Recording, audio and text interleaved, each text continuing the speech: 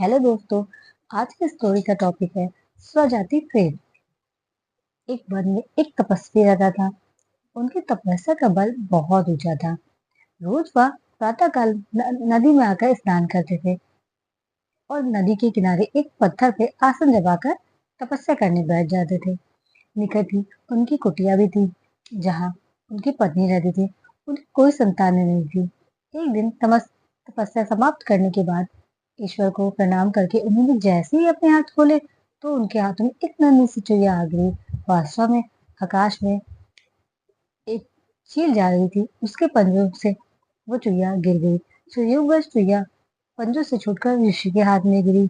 ऋषि के डर से थर थर कांपती हुई चुईया ऋषि की तरफ देखने लगी, पर ऋषि को वो चुईया बहुत अच्छी लगी और ऋषि ने अपनी तपस्या के बल से उसे एक छोटी सी बच्ची में बदल दिया। वह उस बच्ची को हाथ में उठाए अपने घर पहुंचे और पत्नी से बोले, सुभागो, ओ सुभागो, तुम सदा ही संतान की कामना करती थी ना।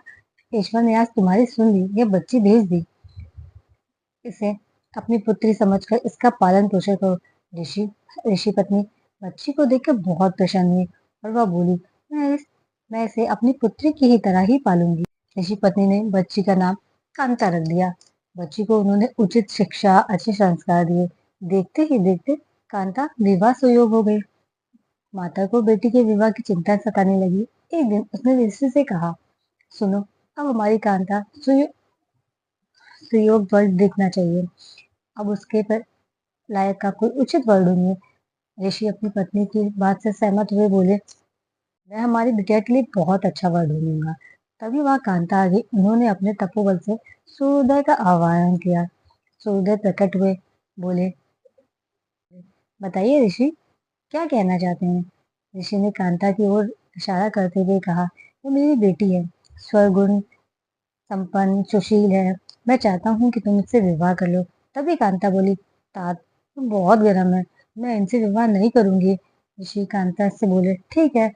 सूर्योदय बोले, सूर्य ने बोला, ऋषिवर, बादल से बात कीजिए।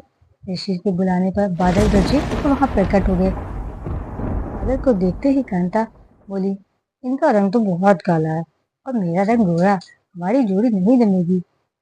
बादल ने ऋषि से कहा, पवन ही श्रेष्ठ रहेंगे। ऋषि ने पवन का आह्वान किया। पवन देव प्रकट हुए।